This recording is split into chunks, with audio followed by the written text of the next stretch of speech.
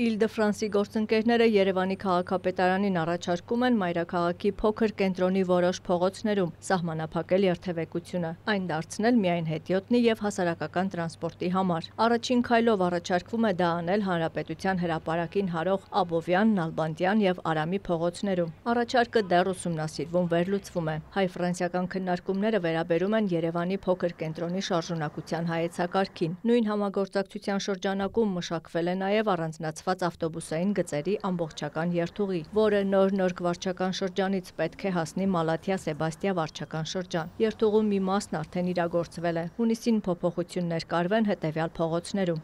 Մաշտոցի պողոտայում ներդրված ավտոբուսային առանձնացված գիծը կապահովի շարունակություն դեպի Խորենացի փողոց և հնարավորություն տալով ավտոբուսին ձախ շրջադարձ կատարել դեպի Խորենացի փողոց։ Խորենացի փողոցում կներդրվեն ավտոբուսային առանձնացված գծեր երկու ուղղություններով և կկիրառվի կայանման արգելք։ Իտալիայի Բեյրութի և Արգիշտի փողոցներում ավտոբուսային առանձնացված գիծը կշարունակվի մինչև Հաղթանակ կամուրջ։ Իրականացվեն երթևեկության փոփոխություններ նաև Սուրբ Գրիգոր Լուսավորիչ փողոցում, որի արդյունքում Լուսավորիչ փողոցից Մաշտոցի պողոտա-խաչմերուկում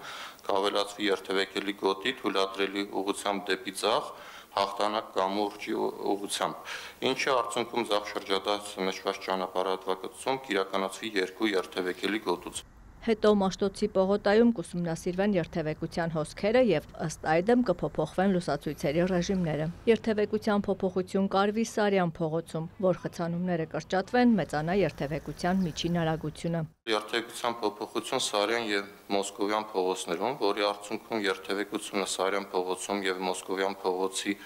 Թումանյան փողոցի խաչմերուկից մինչև Բաղրամյան պողոտայի խաչմերուկ հատվածում կազմակերպվի միակողմ ուղղությամբ Մաշտոցի պողոտայից դեպի Բաղրամյան պողոտա ուղղությամբ։ Այդ փոփոխության արդյունքում կապահովեն տրանսպորտային միջոցների կայանումը նշված ճանապարհատվածների երկու կողմերում։ Նպատակն է երթևեկության մյուս մասնակիցների նկատմամբ հասարակական տրանսպորտին տալ առավելություն, որ ծառայության որակը բարելավվի և սպասարկումը լինի սահմանված գրաֆիկով։ Քաղաքապետն արձանագրեց փոքր կենտրոնին վերաբերող փոփոխությունների ամբողջական պատկերն ունենալու համար հարկավոր է նաև հեծանվային ուղիները որոշել։ Շարժունակության փոփոխությունը փոքր կենտրոնում դեպի հետիոտնային ավելի տեղաշարժ է գնալու, ինչպես եւ շատ այլ մայրաքաղաքներում է իրականացվում, եւ այն հրապարակներում, որտեղ ավտոմեքենաների շարժը էականորեն կնվազի, իրենք շատ ավելի լայն հնարավորություններ կստանան զարգացման եւ մասնավորապես հանրապետության հրապարակը։ Ինչքան էլ որ անպատկերացնելի է թվում այս պայդրությամբ այդ փոփոխությունը,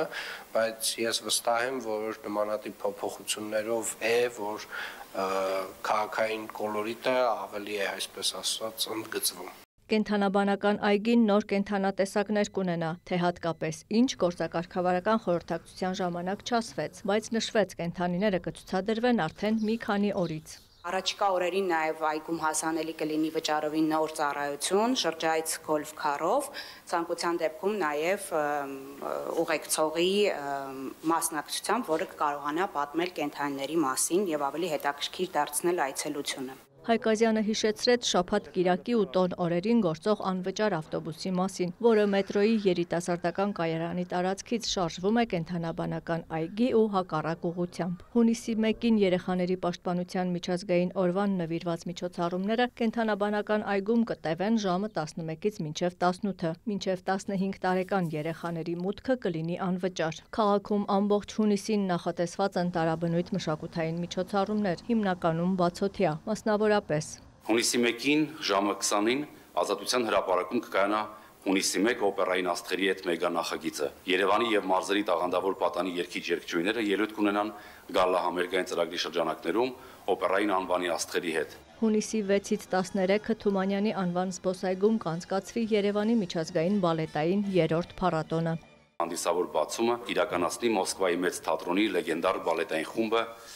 Շիզել բալետային ստեղծագործության ցուցադրությամբ 2025 թվականին կայանալիք փառատոնը աննախադեպ ծավալներով եւ գեղարվեստական բովանդակությամբ առանց չափազանցության փառատոնային օրերին Երևանը հայտնվելու է բալետային աշխարհի կիզակետում, քանի որ Երևան են ժամանելու բալետային ոլորտում աշխարհի ամենաառաջատար թատրոնները Մոսկվայի Բոլշոյ եւ Սանկտ Պետերբուրգի Մարինյան թատրոնները։ Իդեպ այս թատրոններն իրենց առաջատար կազմերով առաջին անգամ են ելույթ ունենալու բացօթյա ձևաչափով։ Աննա Զախարյան, լուրեր։